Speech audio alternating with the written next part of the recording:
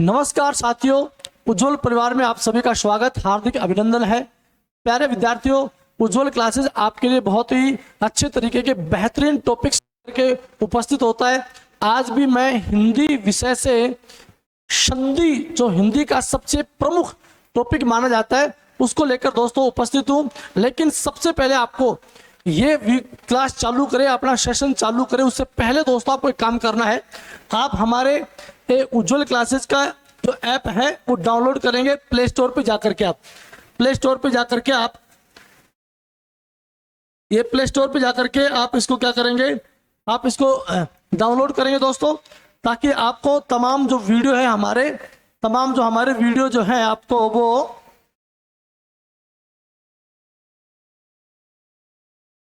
तमाम वीडियो जो है हमारे आपको दिखाई दे सके। तो प्यारे विद्यार्थियों, आप प्ले स्टोर पे जाकर के उज्ज्वल क्लासेस को चैनल को सब्सक्राइब भी करें और लाइक भी करें और कमेंट भी करके हमें बताएं कि आपको हम जो सेशन जो दे रहे हैं आपको वो कैसा लग रहा है। आपको उम्मीद कर रहा हूँ बड़ा शानदार लग रहा होगा आपको, ठीक है। तो जरूर आप ये हमारे उज्ज्वल का जो ऐप है वो डाउनलोड करेंगे और तमाम अपने साथियों को भेजेंगे।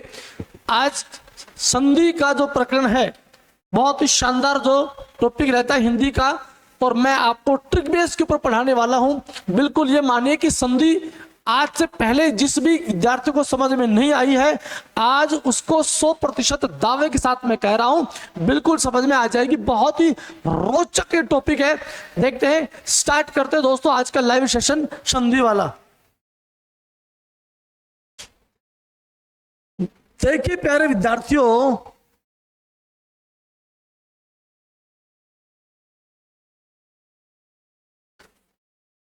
आज का जो अपना टॉपिक है संधि।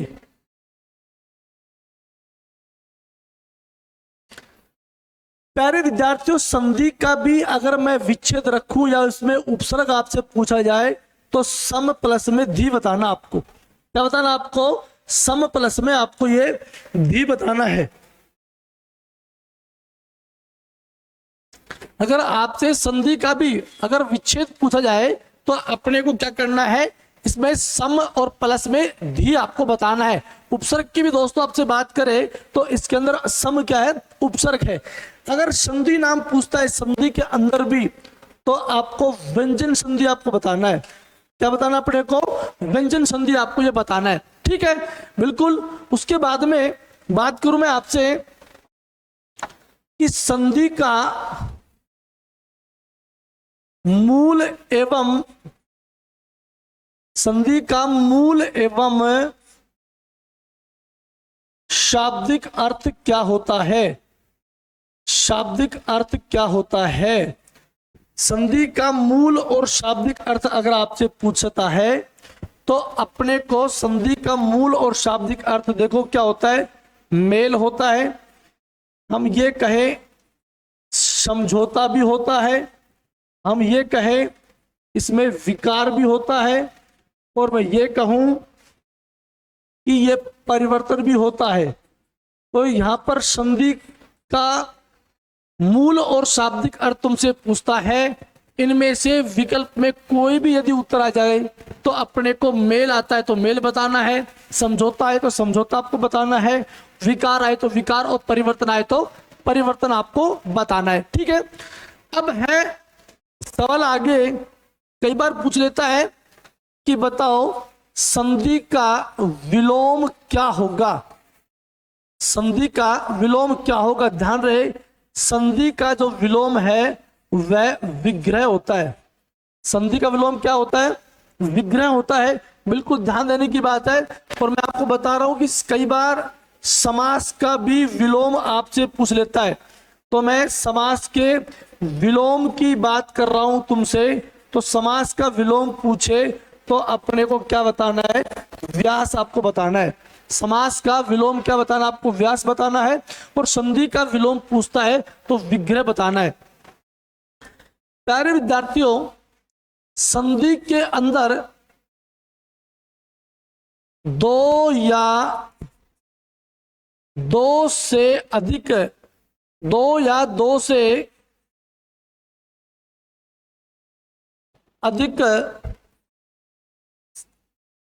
पद होते हैं, दो या दो से अधिक क्या होंगे, पद होंगे, और उन पद का समूह, उन पदों का जो समूह होगा, पदों का जो सार्थक समूह है, पदों का सार्थक जो समूह है वह संधि पद कहलाता है। क्या कहलाता है, संधि पद कहलाता है। और सदैव अपने को याद रखना है कि संधि पद का क्या करना है, अपने को विच्छेद करना है। क्या करना है, आपको विच्छेद करना है। विच्छेद का मतलब होता है टुकड़ा, विच्छेद का मतलब क्या होता है, टुकड़ा होता है। तो संधि में तो वर्णों का सार्थक समूह तो पद कहलाएगा, वर्णों का सार्थक समूह क्या कहलाएगा, पद कहलाएगा, जिसमें दो या दो से अधिक वर्णों का समूह है वो पद कहलाता है। और संधि में जो वर्णों का जो समूह होगा हम उसे क्या बोलेंगे, संधि पद बोलेंगे। अब संधि पद का अपने को विच्छेद करना है। संधि में मुख्य रूप से देखो, संधि में मुख्य रूप से दो पद होते हैं। मुख्य रूप से कितने पद होते हैं, दो पद होते हैं, दो पद होते हैं। ध्यान रहे दो से अधिक पद भी हो सकते हैं, लिख देता हूं ये बात मैं बिल्कुल, यहां पर दो से अधिक पद भी हो सकते हैं, यहां पर लिख रहा हूं मैं, दो से अधिक पद हो सकते हैं।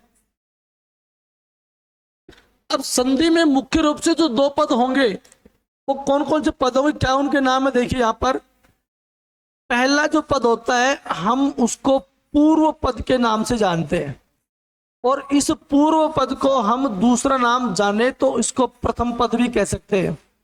और प्रथम पद को अगर हम तीसरे नाम से जाने तो इसको पहला पद भी कह सकते हैं।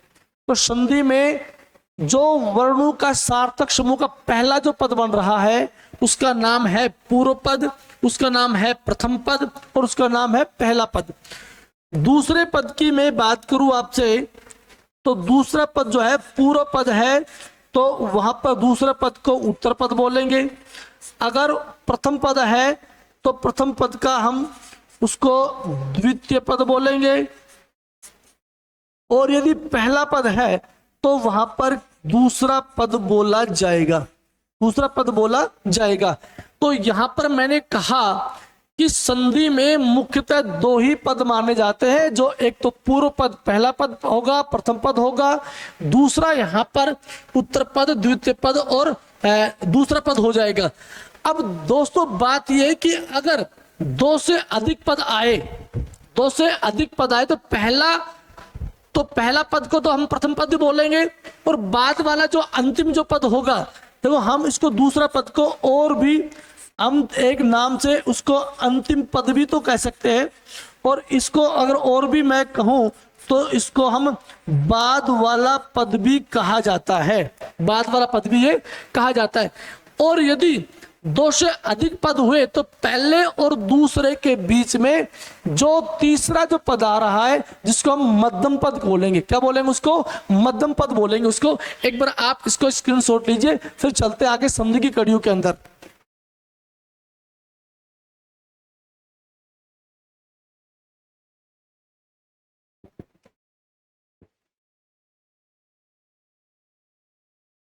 ठीक है, देखो आगे, प्रथम तथा द्वितीय पद के बीच वाले पद को मध्यम पद कहा जाता है, मध्यम पद कहा जाता है। जैसे बात करूं मैं आपसे, ये तो है नंबर 1 पर मान लो पूर्व पद आ गया, और उसके बाद में प्लस में बीच में आएगा तो मैं इसको मध्यम पद नाम दूंगा। और दूसरा जो पद आया है यानी कि ये यहां पर क्या रहेगा, ये उत्तर पद यहां पर रहेगा। तो मुख्यतः तो अपने पास में क्या रहेंगे, दो ही रहते हैं, पहला और ये दूसरा। अगर दो से अधिक पद पाए जाते हैं तो वहां पर क्या हो जाएगा, मध्यम पद हो जाएगा। जैसे बात करूं मैं मध्यम पद की, मान लो यहां पर ये स प्लस में अष्ट और प्लस में ये अंग आ गया यहां पर, ठीक है। तो यहां पर श जो आया है ये तो पहला पद आया, और जो अंग आया है ये दूसरा मुख्य रूप से आ गया, और इसके बीच में देखो ये तीसरा और आ गया जो मध्यम पद आया है, आगे ना। तो यहां पर दो से अधिक पद बने तो अब बनने वाला जो शब्द है यहां पर वो क्या बनेगा, ये बनेगा साष्टांग। क्या बन जाएगा, साष्टांग बन जाएगा। तो ये जो रूप आप साष्टांग वाला जो देख रहे हो, हम इस रूप को क्या बोलेंगे, हम इसी रूप को संधि पद बोलेंगे। जब पूर्व पद, उत्तर पद और मध्यम पद दोनों तीनों का संयुक्त जो रूप बनता है वह क्या बनाता है, संधि पद बनाता है। और इसका संधि पद का टुकड़े जब करने अपने को, तो ये जो रूप आप देख पा रहे हो, ये जो रूप आप देख पा रहे हो, ये रूप जो आपने देखा है, हम इसी रूप को क्या बोलेंगे, विच्छेद बोलेंगे। क्या बोलेंगे, विच्छेद बोलेंगे, क्योंकि हमने संधि पद का क्या किया है, विच्छेद किया है, टुकड़ा किया है। ठीक है, बिल्कुल ये बात आपको समझ में आ गई होगी। आप उतारे स्क्रीनशॉट लीजिए, फिर आगे चलता हूं मैं।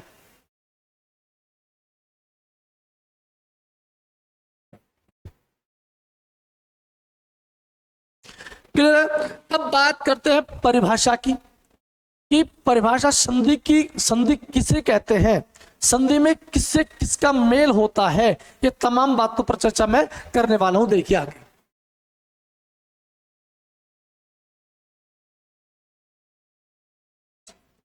परिभाषा है, दो या दो से, दो या दो से अधिक वर्णों के परस्पर मेल होने पर, परस्पर मेल होने पर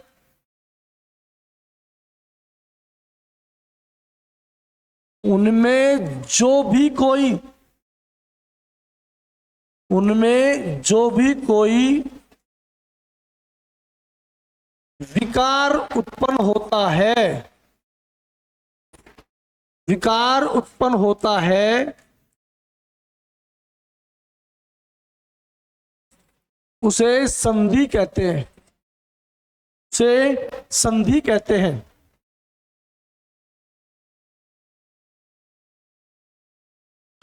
प्यारे विद्यार्थियों, हमने कहा कि संधि में दो या दो से अधिक वर्णों का परस्पर क्या होगा, उनका मेल होगा। क्या होगा, उनका मेल होगा। और जब परस्पर मेल होने पर उनमें जो भी कोई बदलाव होगा, जो भी कोई विकार होगा, जो भी कोई परिवर्तन आपको देखने को मिलेगा, उसे क्या बोलेंगे, संधि बोलेंगे। उसे क्या बोलेंगे, संधि बोलेंगे। जैसे ये कहूं मैं आपसे,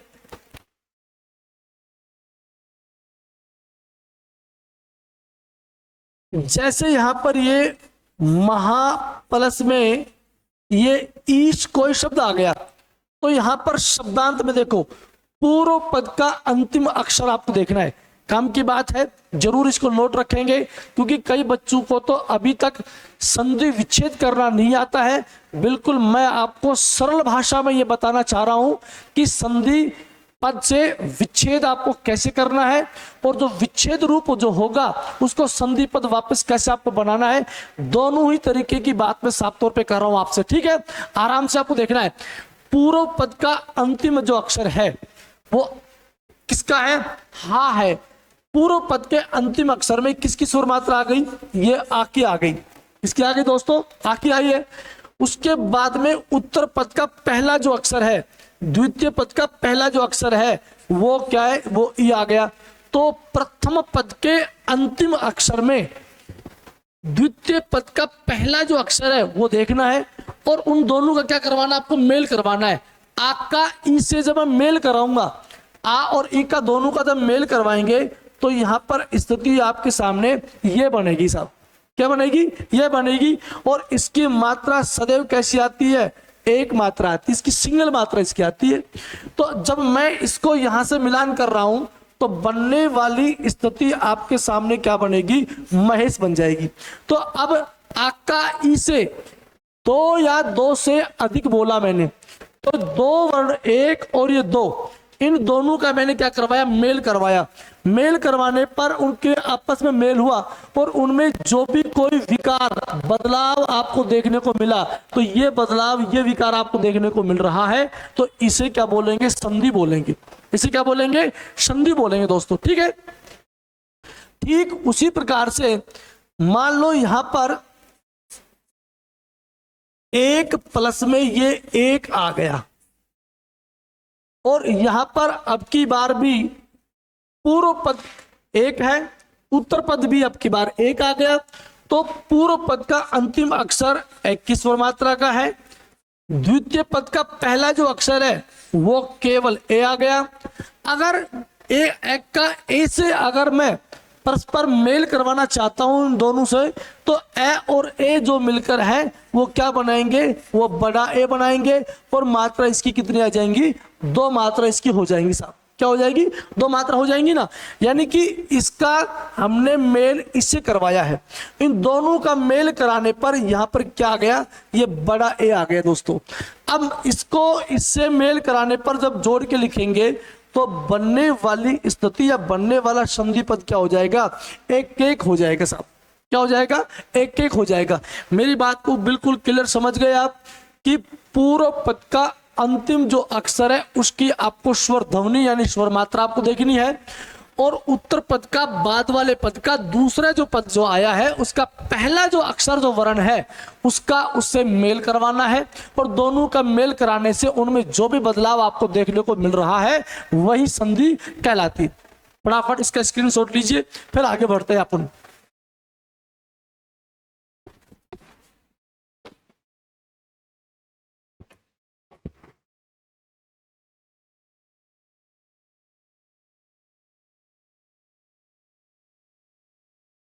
चलो आगे देखिए,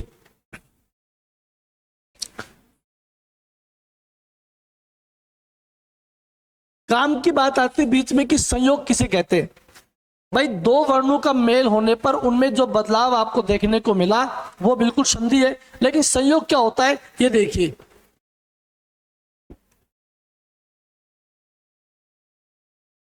दो वर्णों का मेल होने पर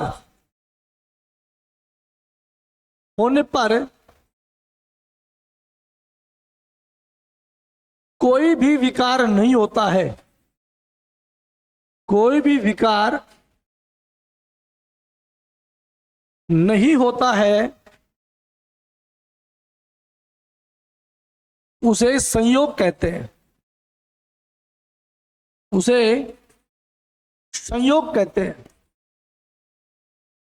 परिभाषा क्या लिखी हमने कि जब भाई दो वर्णों का आपस में हमने मेल कराया, पूर्व पद का अंतिम अक्षर में उत्तर पद के पहले अक्षर से दोनों का जब मेल करवाया, उनमें किसी प्रकार का कोई बदलाव, किसी प्रकार का कोई विकार नहीं हुआ, तो ऐसे जो शब्द जो होंगे, ऐसी स्थिति जो बनेगी, तो उसको हम संयोग बोलेंगे। कैसे दोस्तों? देखो यहां पर तो मैं संधि और यहां पर आपके सामने मैं संयोग है। अब संधि में संयोग में तुलनात्मक अध्ययन कर लेंगे आपको आराम से, बिल्कुल आपको बहुत ही आसान सहज शब्दों में ये बात समझना है आपको कि संधि तो क्या होती है और संयोग यहां पर क्या होता है। मैं आपको बहुत ही अच्छे तरीके से, उम्दा तरीके से, बारीक तरीके से आपको मैं बेसिक तरीके से दोस्तों आपको बताने वाला हूं ये बात। जैसे मान लो मैं बात कर रहा हूं आपसे विद्या, और ये आलय शब्द मैंने लिखा, दो पद लिख दिए यहां पर। अब बात यह है कि इसका अंतिम अक्षर में आ की स्वर ध्वनि है, इसका दूसरा जो पद है उसका पहला अक्षर भी आ गया।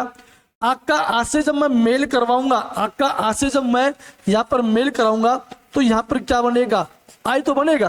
क्या बनेगा, आई बनेगा। यानी कि यहाँ पर ये क्या बन गया, आ बन गया। अब इसको यहाँ से लिख लेंगे तो आ का आ से मेल कराने पर जो बदलाव देखने को मिल रहा है वो आ मिला, और बनने वाला जो शब्द होगा वो क्या हो जाएगा, ये विद्यालय हो जाएगा। क्या हो जाएगा, ये विद्यालय हो जाएगा। तो ये परिवर्तन और बदलाव बताओ हुआ कि नहीं हुआ। ठीक, इसके अलावा बात करूं मैं आपसे, ये यहां पर मान लो उत है और ये आ गया ज्वल, यहां पर शब्द मैंने रखा है।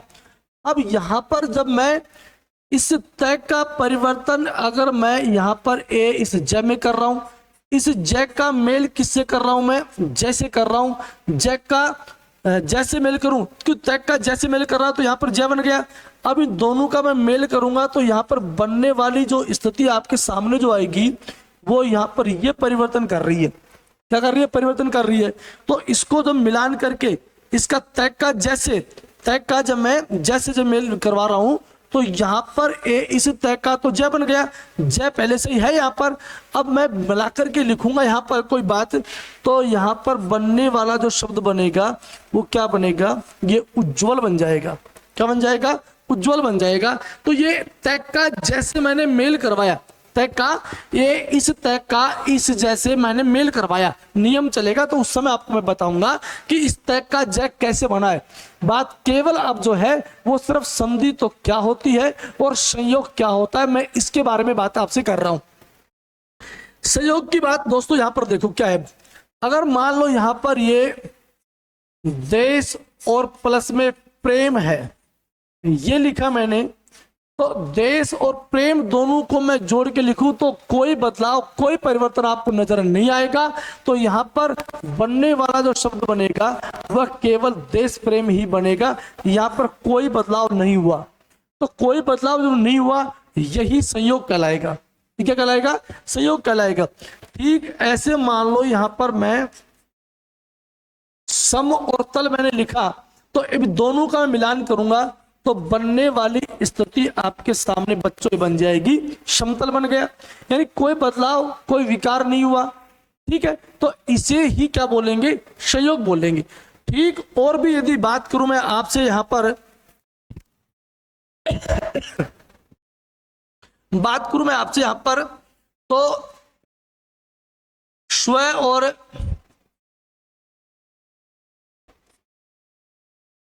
ये देश की बात करता हूं मैं आपसे, स्वदेश की बात करता हूं, तो यहां पर जब दोनों से मिलान करूंगा तो भी बनने वाला शब्द क्या बनेगा, यहां पर ये स्वदेश बन जाएगा।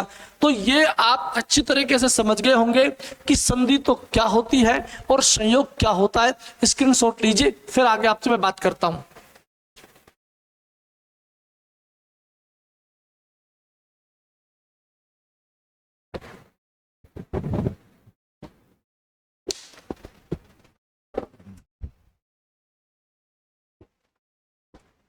ठीक है, देखो आगे सवाल यदि मैं पूछूं मैं,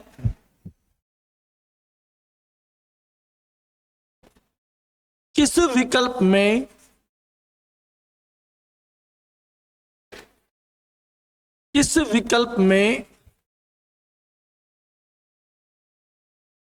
संधि शब्द है, किस विकल्प में संधि शब्द है। सवाल मैं पूछ रहा हूं कि संधि और संयोग अभी मैंने आपको बताया है, वो इस सवाल से पूरी तरह से डिफाइन हो जाएगा, आपको मालूम पड़ जाएगा कि ये तो संधि वाला शब्द था और ये संयोग वाला है। जैसे 4 विकल्प मैं आपको दे रहा हूं। नंबर 1 पर स्वच्छ, स्वागत, स्वेच्छा,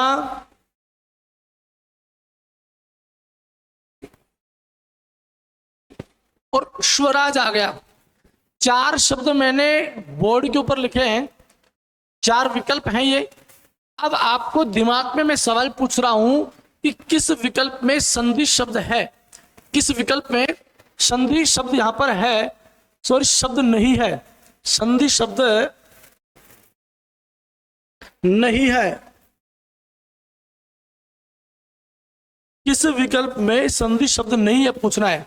तो अब चार विकल्प में से किस विकल्प में संधि शब्द नहीं है, तो चार विकल्प में से आपका जो उत्तर है वो क्या है वो देख लीजिए आप एक बार। बात करें आपसे स्वच्छ की, देखो स्वच्छ का संधि विच्छेद करूं तो यहां पर शु और यहां पर क्या हो जाएगा, ये अच आ जाएगा।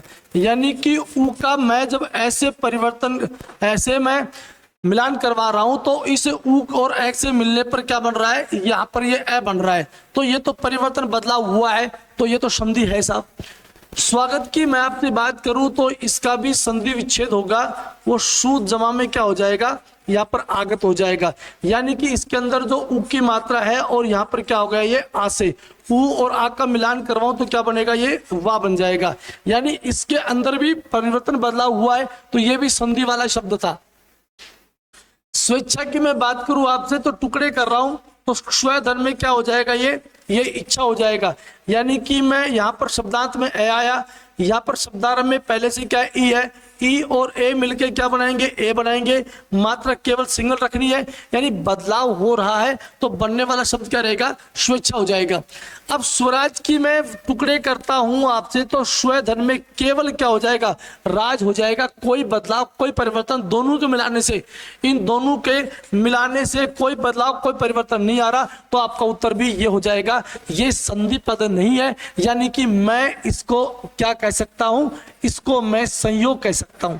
क्या कह सकता हूं, इसको मैं संयोग कह सकता हूं। बात जब संधि की चलती है तो ये संधि किसमें, ये जो स्वच्छ रखा है प्यारे विद्यार्थियों, ये जन संधि का उदाहरण है।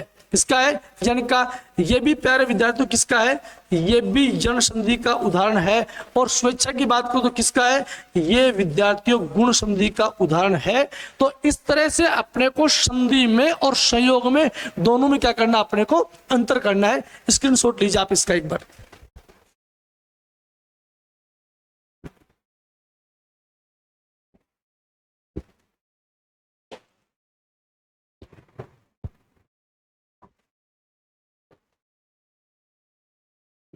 आगे चलें, यहां तक बात आपको समझ में आ गई कि संधि और संयोग दोनों में क्या अंतर है।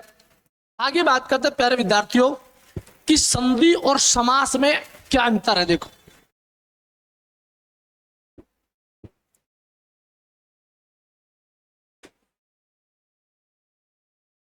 संधि एवं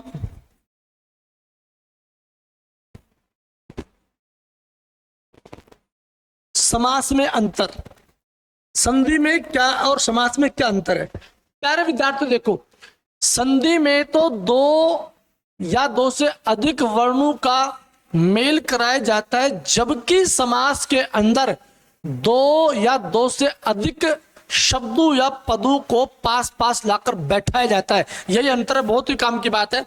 लिख देता हूं मैं, आप बिल्कुल नोट्स बना रहे होंगे आप। देखो, मंजिल मिले ना मिले ये तो किस्मत की बात है, लेकिन हम कोशिश ही ना करें ये तो बहुत गलत बात है, ये तो बहुत गलत बात है। तो प्यारे विद्यार्थियों, अपने को कोशिश तो लगातार करते रहनी चाहिए आपको, और जब तक कोशिश करें जब तक आप सफल न हो जाए आप, ठीक है। संधि और समास में अंतर देखो, संधि में दो या दो से अधिक, दो या दो से अधिक वर्णों का परस्पर मेल होता है,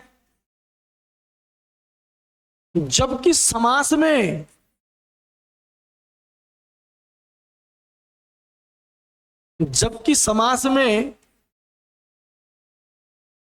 दो या दो से अधिक पदों को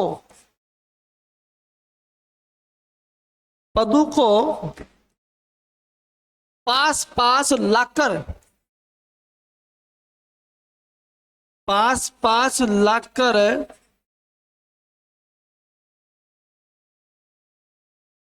बैठाया जाता है। तो आप समझ गए कि संधि और समास में क्या अंतर है। भाई संधि में तो दो या दो से अधिक जो वर्ण होंगे उनके बीच में मेल करवाएंगे, और जो समास होगा तो समास में दो या दो से अधिक पदों को, किसको, पदों को, और इस संधि में किसको, वर्णों को। संधि में तो वर्णों को और समास में पदों को। तो संधि में तो दो वर्णों का मेल होगा, जबकि समास में दो या दो से अधिक शब्दों को पास पास लाकर बैठाया जाता है, या शब्दों दोनों में पास पास लाकर बैठाने की जो प्रक्रिया होती है वो क्या कहलाती है, समास कहलाती है। जैसे बात करूं मैं आपसे, ये संधि और ये समास,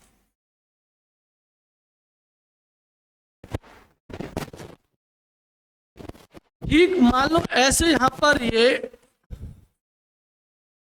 कवि और ये ईश मैंने को शब्द रखा, तो यहां पर कवि और ईश जो मैंने रखा है, तो ये पूर्व पद का अंतिम अक्षर में छोटी ई आ गया, दूसरे पद का पहला अक्षर पहले से बड़ी है, तो ई का ई से मेल कराने पर यह बड़ी ई तो बनी जाएगी, ठीक है। और मात्रा की भी दोस्तों अगर मैं यहां पर बात करूं तो क्या हो जाएगा, ये मात्रा इसकी बड़ी आती है, और इससे मिलान करूंगा तो बनने वाला जो शब्द क्या बनेगा, ये कविश बन जाएगा।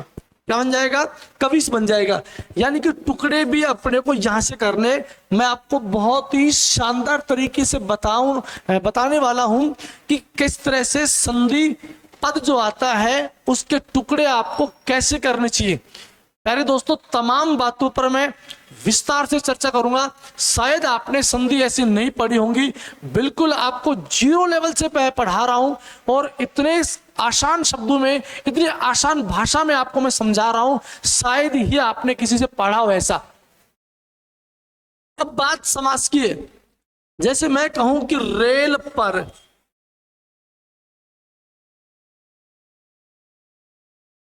चलने वाली गाड़ी,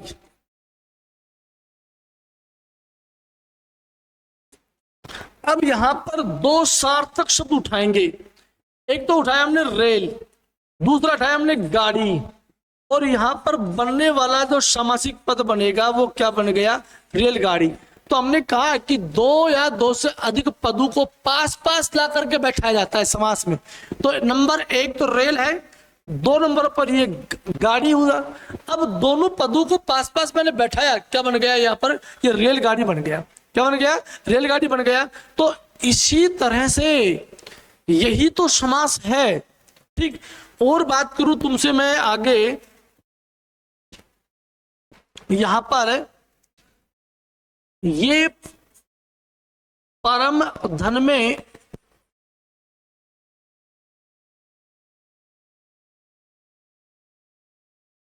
ओजस्वी को शब्द आया, ध्यान से देखना आपको ये बात। अब परम में ये आया है, और दूसरा पद के अंदर प्लस में ओ आ गया, एक का ओ से मैं मिलान कर रहा हूं, तो यहां पर परिवर्तन की बात की जाए तो औ बनेगा, मात्रा इसकी क्या रहेगी, डबल हो जाएगी, और बनने वाला जो आपके पास जो शब्द आएगा वो क्या बनेगा, बनने वाला जो शब्द बनेगा वो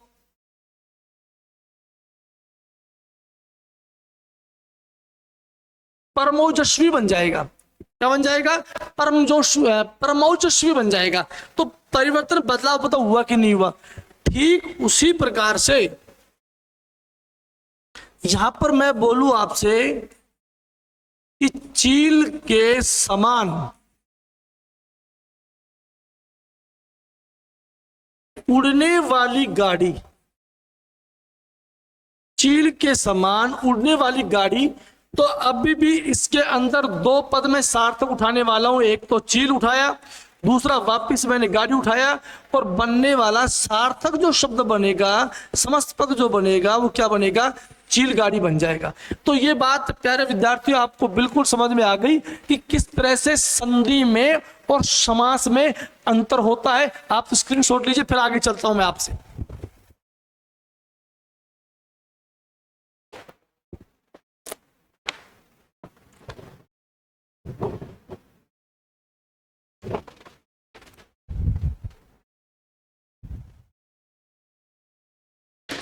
लिया आपने स्क्रीनशॉट, चलते हैं आगे। अब बात करते हैं आपसे संधि के प्रकार एवं भेद, कि संधि के कितने तो प्रकार होते हैं और किस संधि के भेद होते हैं। तो दोस्तों आगे चलिए, देखो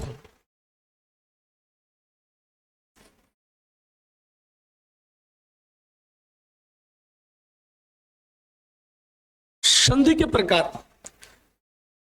संधि के मुख्य रूप से कितने प्रकार होंगे? 3 प्रकार होते हैं। कितने प्रकार हो गए? संधि के 3 प्रकार होते हैं। 3 प्रकार कौन कौन से होते हैं मैं बात करूं आपसे। नंबर 1 है स्वर संधि।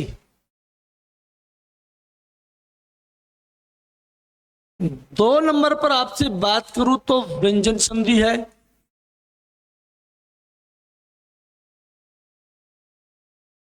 और 3 नंबर पर विसर्ग संधि है। विसर्ग संधि। अब सवाल बनता है कि संधि के मुख्यतः प्रकार कितने? 3 हो गए, स्वर संधि, व्यंजन संधि और 3 नंबर पे क्या है? विसर्ग संधि है। स्वर संधि में किसका किससे मेल करवाना, बहुत ही काम की बात। देख लीजिए आप, स्वर संधि में प्यारे विद्यार्थियों हम स्वर का मेल किससे करवाने जाएंगे? हम स्वर से ही करेंगे।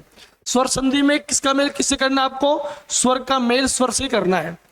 व्यंजन संधि की बात करूं मैं आपसे, तो व्यंजन संधि में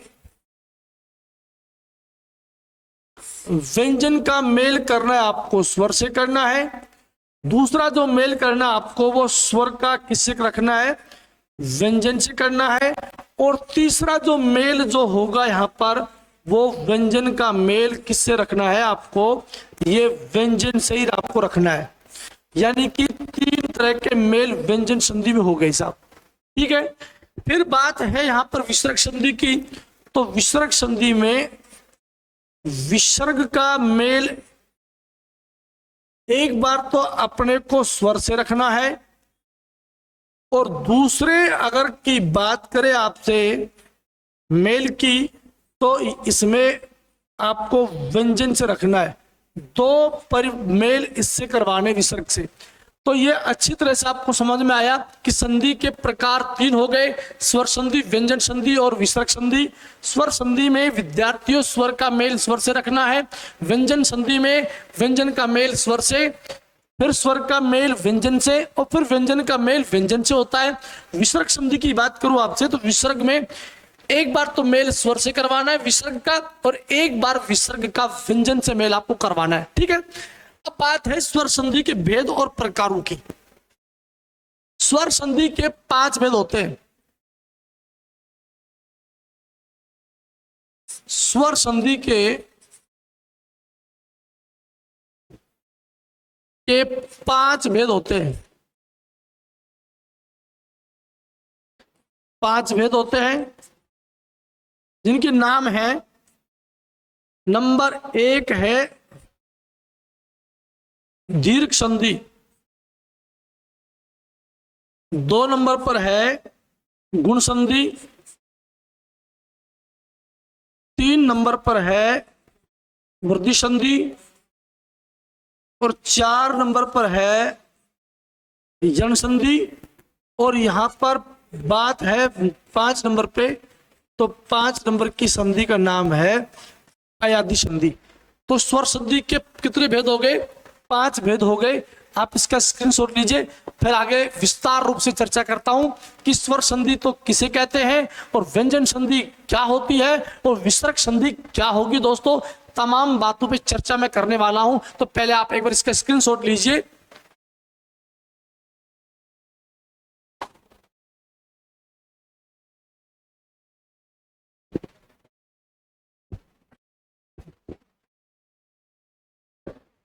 आगे चलते हैं नंबर 1 पर।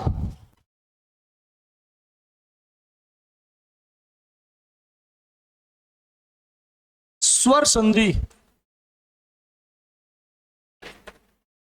की परिभाषा क्या देखिए।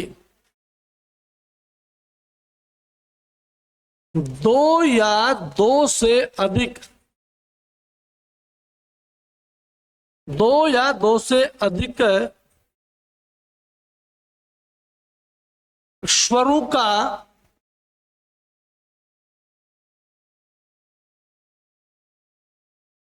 मेल होने पर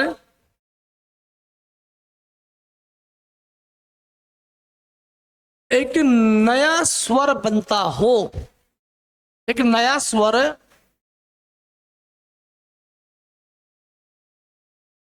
बनता हो, उसे स्वर संधि कहते हैं। दो स्वरों का, दो या दो से अधिक स्वरों का परस्पर मेल होने पर जब एक नए स्वर का निर्माण जब होता है, उसे क्या बोलेंगे? स्वर संधि उसको बोलते हैं। जैसे मैं आपसे बात करूं, ये यहां पर से प्लस में अवधान को शब्द रखा मैंने, तो यहां पर ये पूर्व पद जो इसमें स है, इसमें एक की स्वर ध्वनि आ गई। दूसरे पद में भी क्या गया? यहां पर ए आ गया। दोनों का मैं यहां पर मेल करवाता हूं तो केवल यहां पर नया स्वर आ बनता है। क्या बनता है? आ बनता है।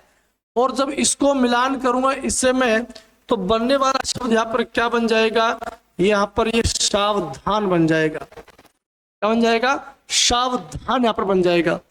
ठीक उसी प्रकार से यदि मैं यहां पर राका धन में ईस कोई शब्द रखने वाला हूं, तो यहां पर ध्यान देने की बात है, पूर्व पद का अंतिम अक्षर देखना है जिसमें आ की स्वर मात्रा आ गई, और उधर उत्तर पद का पहला अक्षर में देखना आपको ये बड़ी ई आ गया। यानी दो स्वर आ और ई दोनों का परस्पर जब मेल करवाऊंगा तो इस आ और ई के मेल से एक नए स्वर जो बन रहा है, कौन सा बन रहा है? यहाँ पर ये ए बन रहा है, इसकी मात्रा सिंगल आएगी। इसका मेल जब मैं इससे करवाऊंगा तो यहाँ पर बनने वाला जो शब्द क्या बनेगा? राकेश बन जाएगा। क्या बनेगा? राकेश बन जाएगा। तो ऐसे स्वर संधि में हमने कहा कि दो या दो से अधिक स्वरों का मेल होने पर जब एक नया स्वर बनता है तो उसे क्या बोलेंगे? स्वर संधि उसको बोलते हैं। ठीक है, उतारिए आप इसको, स्क्रीनशॉट लीजिए एक बार आप इनका।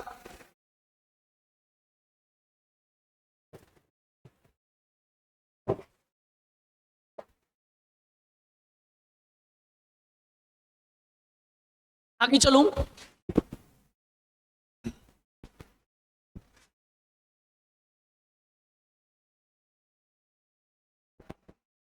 स्वर संधि के, स्वर संधि के, स्वर संधि के 5 भेद होते हैं। स्वर संधि के कितने भेद होंगे? 5 भेद होंगे। नंबर 1 है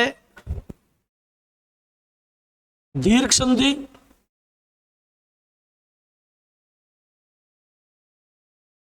नंबर 2 है गुण संधि। नंबर 3 है वृद्धि संधि। नंबर 4 है यण संधि। और 5 नंबर पर है अयादी संधि। प्यारे विद्यार्थियों, स्वर संधि को हमने कितने भागों में बांट दिया? 5 भागों में दोस्तों उनको बांटा हमने। किसको बांटा हमने? 5 भागों में प्यारे विद्यार्थी उनको हमने बांटा है। अब बात है स्वर संधि में, देखो बात स्वर की चलती है। बात किसकी चलती है? स्वर की चलती है। देखो यहां पर कुल स्वर है, कुल स्वर की बात करूं तो कुल स्वर कितने हो गए? कुल स्वर 11 हो गए साहब। कौन कौन से होते हैं दोस्तों? देख लीजिए आप एक बार। ये ए, आ, छोटी ई, बड़ी ई, छोटा ऊ, बड़ा ऊ, ये छोटी री, ए, आई, ये ओ, और ये हो गया औ। कुल स्वर कितने हो गए 11। बात है अब इसकी मात्राओं की, देखिएगा ए स्वर की कोई मात्रा नहीं होती है, आपकी ये मात्रा हो जाएगी, छोटी की ये मात्रा, बड़ी की ये मात्रा हो जाएगी, छोटे ऊ की ये मात्रा है, बड़े ऊ की ये मात्रा है, छोटी री की ये मात्रा है, एक की ये मात्रा और आई की ये मात्रा, ओ की ये मात्रा है और औ की ये मात्रा है। यानी कि कुल मात्रा कितनी हो गई 10। काम की बात है, आराम से इस बात को आप उतार लेंगे। कुल मात्रा कितनी हो गई 10। किसकी मात्रा नहीं होती है? ए स्वर की। ध्यान रहे, ए स्वर की कोई भी मात्रा नहीं होती है, ए स्वर की कोई भी मात्रा नहीं होती है, ये बात अपने को ध्यान रखना है। ठीक, जब वर्ण विचार की बात जब आएगी तो उस समय आपने पढ़ा होगा, वर्ण विचारों में निश्चित रूप से शानदार तरीके से आपने पढ़ा होगा, क्योंकि कुल स्वर 11, मात्रा 10 होती है। किस स्वर की कोई भी मात्रा नहीं होती है? तो ए स्वर की कोई भी मात्रा नहीं होती है। मात्राओं की संख्या की बात करें तो 10 बताना है, और कुल स्वर की बात करें तो अपने को 11 बताना है। अब इसमें बात है, एक तो हर्षव स्वर आते हैं इसमें, और एक यहां पर दीर्घ स्वर आते हैं। हर्षव में तो 4 आ जाएंगे, और दीर्घ स्वर कितने हो गए? 7 हो गए। कौन से 4? देखो, 4 में ए, ई, उ और ये री, 4 हो गए। इन 11 में से मैंने 4 7 बच गए अपने पास में।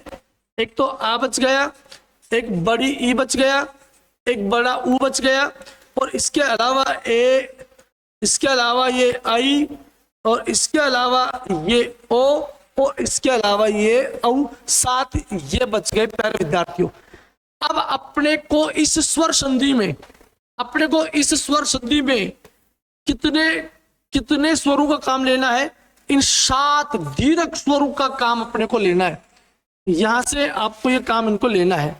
बात आपसे दीर्घ संधि भी करेंगे, तो दीर्घ संधि में केवल अपने को 3 स्वर काम आने वाले हैं। एक तो आ, एक बड़ी ई और एक ये बड़ा उ, ये 3 यहाँ पर काम आने वाले हैं, दीर्घ संधि के अंदर काम आएंगे दोस्तों। ठीक है, तो ये आपका स्वरों का भी आपका जो दिमाग में जो चल रहा था कि मूल स्वर कौन से होते हैं और कुल स्वर कितने होंगे, हर्ष में कितने होते हैं, तो यहाँ पर ध्यान देने की बात एक और मैं आपको काम की बात बता देता हूँ। क्योंकि ये हर्ष में जो स्वर होता है, हम प्यारे विद्यार्थियों इन्हीं को हम क्या बोल लेंगे?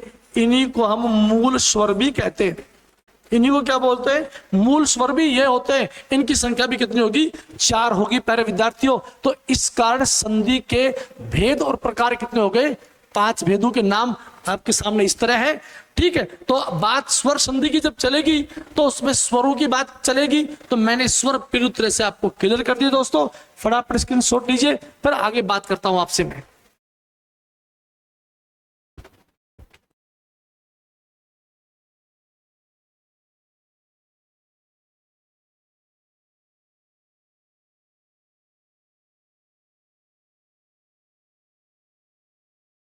ठीक है विद्यार्थियों, आज की बेला अपनी यही समाप्त होगी, और बहुत ही शानदार तरीके से स्वर संधि के जो 5 भेद हैं, बिल्कुल मैं आपको अगले आने वाली क्लास में आपको पढ़ाने वाला हूं। तो अगली क्लास देखना दोस्तों बिल्कुल भी ना भूले, क्योंकि उज्जवल परिवार पूरी तरह से आपके साथ है। हर बच्चे का सिलेक्शन चाहता है उज्जवल परिवार। तो आप मेहनत करो जी जान से, फिर नौकरी लगोगे शान से दोस्तों। जय हिंद, जय भारत दोस्तों। अब वक्त है आपको अलविदा कहने का। तो अगली क्लास स्वर संधि के जो भेदों की जो आने वाली है, देखना बिल्कुल भी नहीं भूले। और आप हमारे उज्जवल क्लासेज का जो ऐप है, प्ले स्टोर पर जाकर के जरूर उसको डाउनलोड करें और दोस्तों ज्वाइन करें, और हमारे इस चैनल को सब्सक्राइब भी करेंगे आप, और निश्चित रूप से कमेंट भी करेंगे अगर क्लास आपको अच्छी लग रही है तो। ठीक है दोस्तों, जय हिंद, जय भारत।